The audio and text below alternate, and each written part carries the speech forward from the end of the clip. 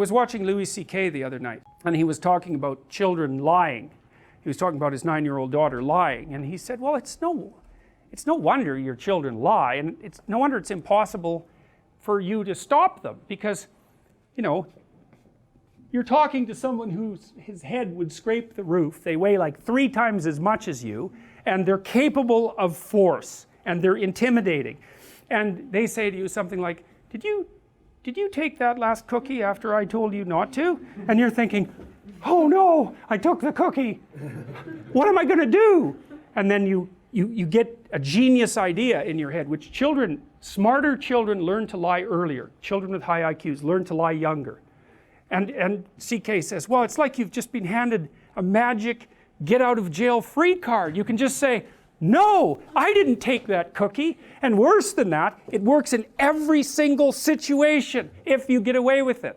And now you're supposed to learn not to do that. I said, well, great. That's the thing about comedians, you know, they'll tell you the underlying truth, which is why people think they're so funny, like the jester in a king's court, right? He's the only one who's allowed to tell the king the truth because he's beneath contempt.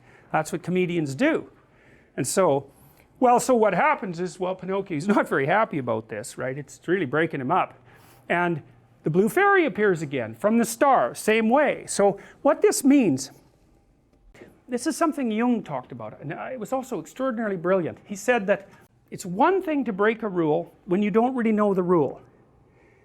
You can, for whatever reason, you seem to get a bit of a free pass for that. But if then you know the rule, and then you break it anyways, you get hit a lot harder. And I know that's true. It's like the severity of a moral error isn't quite as massive if you're genuinely ignorant and unconscious about the rule. And maybe it's because you're not violating your own belief system as much when you engage in the misactivity.